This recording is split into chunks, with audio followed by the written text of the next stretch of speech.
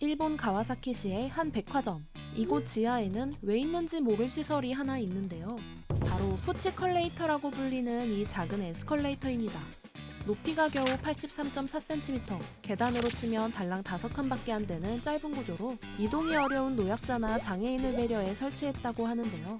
하지만 이를 이용하기 전후에 어차피 계단을 이용해야만 해서 사실상 실질적인 가치가 거의 없다고 합니다. 이처럼 비효율적이거나 치명적인 결함을 가진 황당한 건축 실패작들은 또 어떤 것들이 있을까요?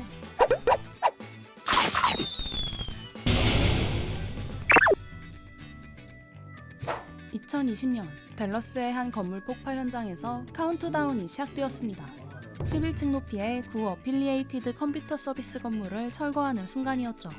폭약이 터지고 먼지 구름이 자욱하게 피어올랐는데요. 그런데 먼지가 걷히자 현장에 있던 모든 사람들이 당황할 수밖에 없었습니다. 건물의 주변부는 모두 무너졌지만 중앙의 콘크리트 코어 부분만 피사의 사탑처럼 비스듬히 서 있었기 때문이었죠. 엘리베이터와 계단실에 있던 이 구조물은 폭파에도 끄떡없이 버티고 있었습니다. 나중에 이에 대해 건물의 원설계 엔지니어가 밝힌 바로는 이 코어가 특수한 공법으로 만들어진 구조였다고 하는데요. 이 황당한 광경은 순식간에 SNS를 통해 퍼져나갔고 댈러스의 기울어진 타워라는 별명까지 얻었습니다. 철거팀은 2.5톤 무게의 거대한 쇠석기를 동원해서 다시 철거를 시도했는데요. 이마저도 별다른 타격을 주지 못해 다시 한번 화제가 되었습니다.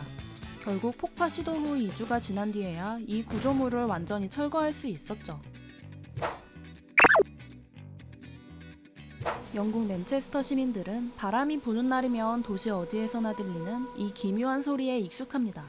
마치 거대한 관악기가 울리는 듯한 이 소리는 수킬로미터 밖에서도 들릴 정도인데요. 놀랍게도 이 소리의 출처는 자연현상이 아니라 도시 한복판에 우뚝 선 한 건물입니다. 바로 47층 높이의 비덤타워라는 초고층 빌딩이죠. 이 타워 꼭대기에는 얇고 긴 유리 블레이드 장식이 달려있는데요. 문제는 바로 이 멋진 디자인 요소가 예상치 못한 악기가 되어버렸다는 것입니다. 바람이 이 구조물의 날카로운 모서리를 지나면서 소용돌이를 만들고 공명현상으로 증폭되어 소리가 발생하는 것이죠. 이 소리는 최대 78dB까지 올라가는데 이것은 청소기 소음과 맞먹는 수준이었습니다. 이 때문에 2006년 완공 직후부터 민원이 빗발쳤고 근처에서 촬영하던 TV 드라마 제작팀도 촬영을 포기할 정도였는데요. 그런데 시간이 지나면서 뜻밖의 변화가 일어났습니다. 맨체스터 시민들이 이 소리를 도시의 일부로 받아들이기 시작한 것인데요. 미국 록밴드 파라모어는 아예 이 소리를 샘플링해서 노래에 넣기까지 했습니다. 성가신 소음이 도시의 독특한 개성이 되어버린 특이한 케이스네요. 1976년 보스턴에서 완공된 존 행콕 타워는 현재 도시의 랜드마크로 우뚝 서 있습니다.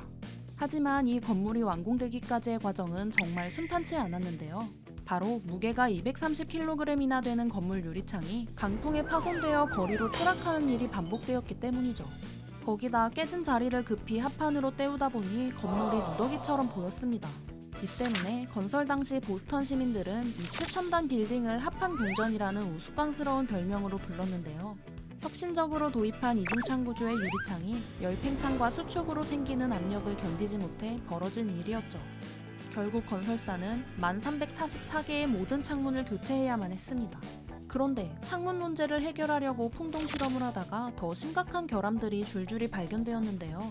먼저 건물이 바람에 너무 심하게 흔들려서 입주자들이 멀미를 호소할 정도였습니다. 게다가 더 충격적인 것은 특정 방향의 강풍이 불면 건물이 아예 넘어질 수도 있다는 사실이 밝혀진 것인데요. 이 때문에 당초 7,500만 달러였던 건설비는 1억 7,500만 달러로 폭증했죠. 우여곡절 끝에 완공은 했지만 이는 혁신적인 설계가 처참한 실패로 이어져 버린 건축계의 전설적 사례가 되었습니다.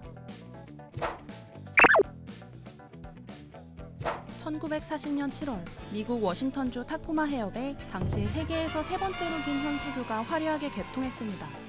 가볍고 우아한 디자인으로 찬사를 받은 이 다리는 건설비도 기존 다리의 절반밖에 들지 않았는데요. 그런데 개통 직후부터 뭔가 이상한 일이 벌어지기 시작했습니다. 바람이 불 때마다 다리 상판이 위아래로 출렁거리기 시작한 것이죠. 스릴을 즐기려는 사람들이 일부러 찾아올 정도였고 이 다리에는 질주하는 거티라는 애칭까지 붙었습니다. 엔지니어들은 곧 안정될 것이라고 자신했지만 다리의 춤은 점점 더 격렬해져만 갔는데요. 그러던 11월 7일 시속 67km의 평범한 바람이 불어왔습니다. 바로 그 순간 한 케이블 밴드가 이를 버티지 못하고 미끄러지면서 다리가 기괴하게 비틀리기 시작했죠. 바람이 불자 다리가 마치 거대한 뱀처럼 45도 각도로 뒤틀리는 충격적인 장면이 펼쳐졌습니다. 결국 개통 4개월 만에 이 다리는 타코마 해협으로 무너져 내렸는데요. 알고 보니 비용 절감을 위해 택한 얇은 판형 구조가 이 치명적인 결과를 일으켰던 것이었죠. 이 충격적인 붕괴 영상은 이후 모든 공학도들의 필수 교육 자료가 되었다고 합니다. 2009년 12월 라스베이거스 스트립의 한 호텔이 야심차게 문을 열었습니다. MGM 리조트의 브다라 호텔은 미국 역사상 가장 비싼 민간 건축 프로젝트 시티센터의 핵심이었죠. 세계적인 건축가 라파엘 비뇰리가 설계한 이 초승달 모양의 독특한 디자인은 그 독창성으로 건축계의 극찬을 받았습니다. 그런데 2010년 9월 이 아름다운 디자인 속에 숨겨져 있던 치명적인 결함이 드러났는데요. 호텔 수영장에서 일광욕을 하던 한 남성의 머리카락과 두피가 타버리는 사건이 발생한 것입니다. 알고 보니 남쪽을 향하고 있던 오목한 곡선형 유리 외벽이 거대한 돋보기가 되어 수영장 데크에 태양광을 집중시키고 있었던 것이죠. 반사된 빛은 그가 들고 있던 쇼핑백을 녹일 정도로 강했는데요. 호텔 직원들은 이 현상을 죽음의 광선이라고 부르기까지 했습니다. 그런데 더 충격적인 것은 MGM 리조트가 2008년 건설 중 이미 이 문제를 알고 있었다는 사실이었죠. 당시 전문가가 경고 편지까지 보냈지만 건설업체가 이를 가볍게 여긴 것인데요. 결국 호텔 측은 급히 거대한 파라솔들을 설치하고 유리에 무반사 필름을 부착하는 등 응급조치를 취해야 했습니다. 2007년 영국 요크셔주 리즈의 최고층 빌딩이 완공되었습니다. 브리지워터 플레이스라 불리는 이 건물은 리즈의 새로운 랜드마크가 되었죠. 그런데 이 빌딩에는 설계자들이 전혀 예상하지 못한 문제가 하나 있었습니다. 바로 건물의 높고 평평한 형태가 주변 건물들과 만나면서 서쪽 바람을 완전히 막아버린 것인데요. 이 때문에 불어오는 바람이 건물 아래로 강하게 내리꽂히는 하강풍으로 변했고 보행자 도로는 순식간에 위험지역이 되었습니다. 측정 결과 풍속이 시속 127km에 달했는데 이 정도면 거의 허리케인 수준이었죠. 이 인공바람 때문에 보행자들이 넘어지고 유모차가 날아가는 사고가 일상이 되었는데요. 그러던 2011년 3월 이곳에서 정말 끔찍한 비극이 일어나고 말았습니다. 건물로 인한 강풍에 트럭이 전복되면서 한 남성이 깔려 사망한 것이죠. 결국 건물 소유주는 막대한 비용을 들여 거대한 방풍시설을 설치해야 했습니다. 이 사건 이후 리즈에는 강풍 시 도로를 폐쇄하는 규정이 만들어졌다고 하네요.